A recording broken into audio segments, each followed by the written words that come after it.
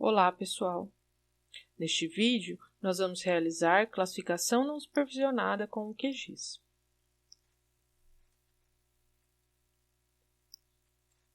Eu já tenho aqui carregadas no QGIS, as bandas de B2 a B7 da imagem Landsat 8, que é a mesma que a gente já trabalhou nos métodos supervisionados, ok? Deixa eu só tirar aqui um pouco dessa barra de edição para diminuir um pouco aqui a quantidade de informações na minha tela.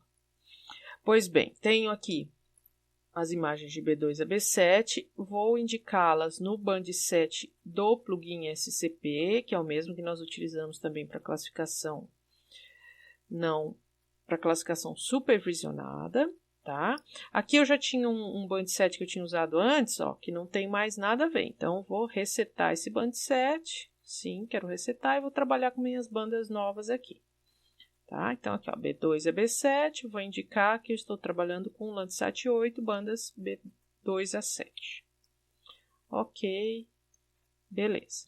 Com isso, eu já consigo aplicar uma composição colorida. Tá? Vou colocar, por exemplo, a 543 aqui. A 543 nesse band 7 equivale à banda 654 do Landsat 8, tá? Por que eu coloquei 543 então? Porque eu estou começando na numeração 2, tá? Então, eu estou usando a banda 2, mas isso é ordem 1 no meu band 7 aqui, ó, só para, tá? Ó, aqui eu tenho numeração, ordem, sequência, 1, 2, 3, 4, 5, 6 bandas, tá? E a banda 1 aqui representa, a 1 desse band 7 representa a banda 2 em termos de Landsat 8. Por isso que aqui a gente coloca 543 ao invés de 654, tá bom? O método de classificação não supervisionada está disponível aqui em Band Processing com o nome de Clustering, ok? Vamos lá, então. Aqui, a gente, quando entra, está com a tela dessa forma. Nós vamos aplicar o método CAMEDES, que é o que a gente viu na parte de conceitos teóricos. O band 7 de entrada é o band 7 número 1, que é o único que a gente tem aqui, né? Ó, band 7 1, tá? A gente pode especificar um limiar de distância, tá? Mas isso não é obrigatório, tá? Dá para deixar sem essa opção e manter o valor que está aqui também, tá? Número de classes que nós queremos gerar, vou deixar 10 mesmo. Número máximo de iterações, 10 também está bem razoável aqui, senão demora muito a execução, tá? Isso aqui são parâmetros apenas do outro algoritmo, do outro método que a gente não vai trabalhar, tá? Então, os parâmetros basicamente são esses e eu vou executar aqui. Tá? Então, vou chamar de caminhos 10, porque eu estou usando 10 classes, e vou chamar de vídeo aqui, só para diferenciar do outro arquivo que eu já tenho.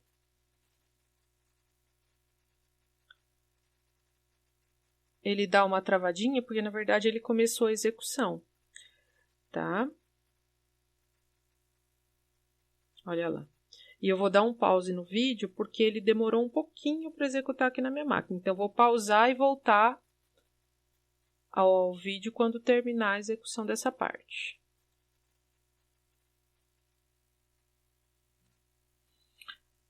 Olha lá, pessoal, finalizou aqui, até que não demorou muito, demorou mais ou menos 2 minutos a execução, tá?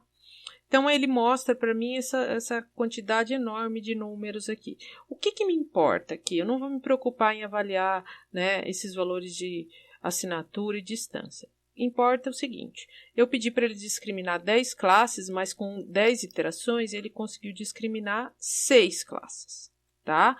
Essas aqui que estão com essas letras NaN é not a number, significa então que ele não conseguiu gerar nenhuma classe específica para os valores de 7 em diante, apenas para os valores de 1 a 6.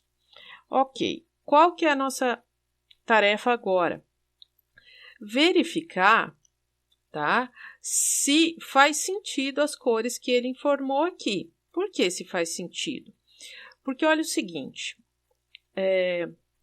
primeiro a gente não deve considerar as cores, porque olha aqui, ó, por exemplo, 1 e 2 ele colocou a mesma cor. Então, o que a gente vai ter que começar a fazer? A gente vai ter que começar a substituir essas cores, tá? Eu, inclusive, acho uma forma interessante de fazer o seguinte, eu normalmente removo a camada, tá? E adiciono de novo, porque ele vai trazer em nível de cinza. Ó, vou adicionar a camada que ele acabou de gerar. Olha lá, trouxe em nível de cinza, tá? Inclusive aqui ele colocou só de 1 a 5, ó. Eu vou pedir novamente para ele recarregar os valores aqui, para ver se ele vai trazer de novo. Ah, não, agora ele trouxe 6, ó. Tá? Então é importante pedir sempre o valor real, porque ele identificou 6 classes. Tá? Então, por que eu coloquei em nível de cinza? Só porque, assim, na medida que eu vou identificando as cores, eu vou modificando aqui a minha paleta. Tá? Eu tenho que ir interpretando a imagem como? Olhando para a composição colorida, fazendo fotointerpretação, né? Porque para criar os rótulos para essas classes numéricas aqui de 1 a 6. Tá? Então, eu vou colocar aqui, ó, na simbologia pseudocolor, tá? E posso até pedir para ele colocar aqui os valores únicos de 1 a 6, faltou, tá? Se ele não colocar certinho, a gente pode aumentar o número de classes aqui, ok, tá? Na verdade, aqui, ó, valores únicos, isso, tá, aqui. Então, eu vou começar a fazer o seguinte, eu tenho que ir interpretando a imagem. Como é que eu vou fazer isso? Ok, o rosa aqui a gente já viu que é água, então eu vou dar 2 cliques, colocar aqui a água e já vou modificar a cor aqui para uma azul, para deixar certinho. Tá, vou agora interpretando as próximas. Isso que eu estou fazendo agora é o que a gente chama de pós-processamento, tá? Essa interpretação de cada cor que ele identificou na imagem. Então, vamos ver o que ele colocou nesse número 2 aqui. Quando você está em dúvida se a cor é aquele número, tá? Você pode utilizar o I do identificador aqui, ó. Clicar na cor e ver, ó. Tá, é 2 mesmo. Beleza. Então, o que é nesse 2? Eu olho embaixo, ó. Tá vendo? E eu vejo que é vegetação. Agora, vamos ver se ele colocou 2 quando é vegetação densa, se ele conseguiu... ele não conseguiu diferenciar a área agrícola de vegetação densa, da forma como a gente fez com 10 classes. Olha aqui, ó. Vegetação densa, área agrícola. Ficou tudo com 2, tá? Tem alguma coisinha aqui que está em azul, mas basicamente eu vou chamar isso de vegetação, então, esse 2 aqui. Como está misturado, né? Pode ser vegetação de cultivo ou não. Ou uma vegetação arbórea. Ok. Vegetação está interpretado. 3 agora. Então, é essa cor aqui. E aí, o que eu faço para ver o que é esse 3? Eu olho para a imagem embaixo, né? Então, olha só. A gente vai ver que é um 3 que mistura muita coisa ali, né? Ó. O número de 10 classes aqui foi muito baixo, mesmo porque ele só definiu 6, tá? Então, esse 3 aqui, ó, ele está misturando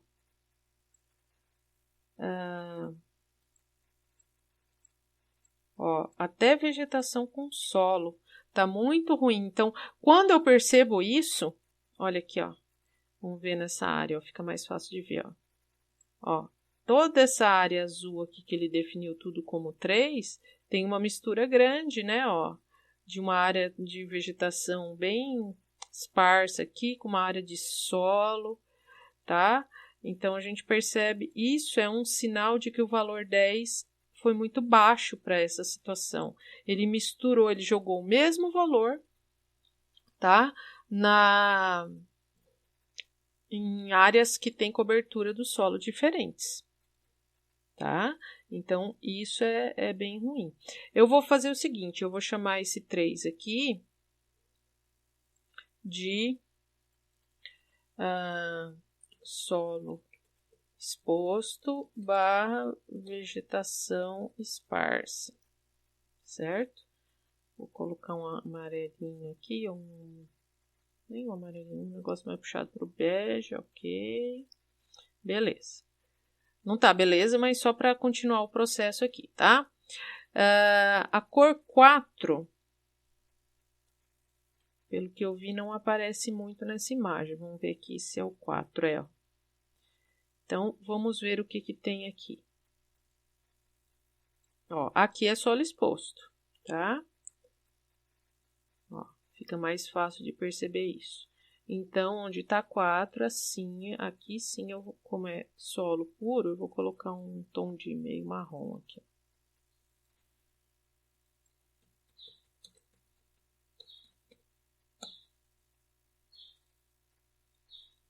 Beleza. Tenho o 5 aqui. Aqui é o 3. Deixa eu ver onde é que está o 5 agora.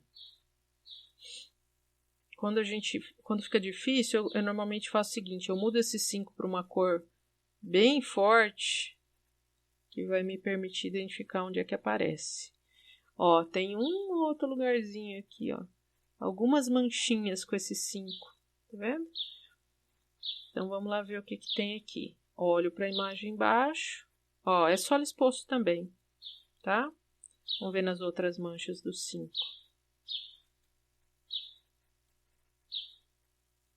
Ó, solo exposto também, que tá bem clarinho, tá? Então, já vou mudar aqui para a mesma cor.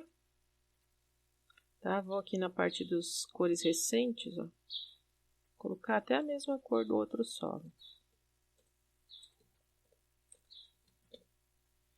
Beleza, faltou o 6. O 6, para facilitar, também já vou colocar aqui o vermelhão para me chamar a atenção de onde é que ele tá. E ver onde é que aparece. E o 6 está mais difícil ainda, hein? Porque às vezes é um pixelzinho ou outro só. Perdido ali. Pelo que eu vi, ó, não, acho que a gente nem precisa se preocupar muito com esse 6. Nem tô conseguindo encontrar ele na imagem, tá? Ou vou colocar um branco aqui, vamos ver se colocando branco a gente acha.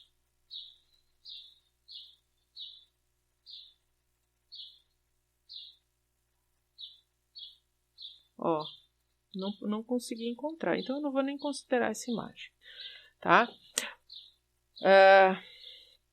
Vou só mudar a cor dessa outra aqui para diferenciar mais do solo, vou botar um amarelo um pouquinho mais vivo.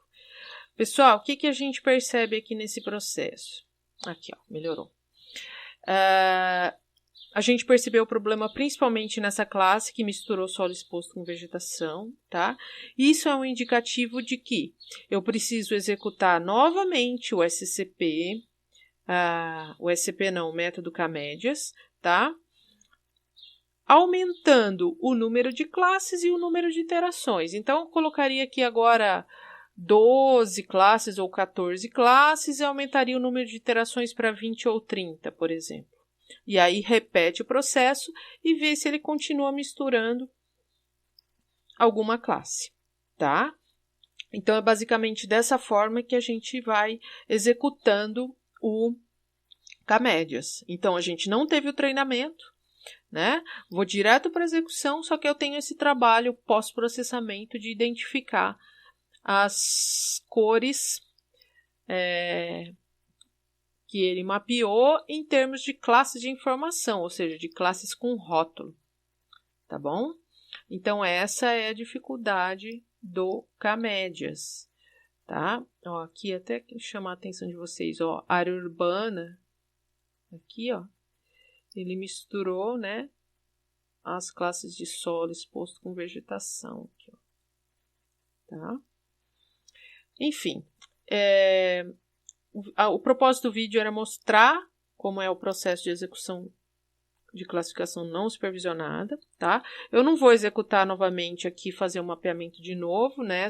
Isso aí fica como exercício para vocês, tá? Mas é para mostrar o processo mesmo. Vocês viram que pode ser uma opção bastante interessante em termos de classificação, ok? Então, O objetivo do vídeo era este. Nós finalizamos... Opa, não é este, é este. Nós finalizamos este vídeo aqui. E eu desejo a todos bons estudos. Até mais!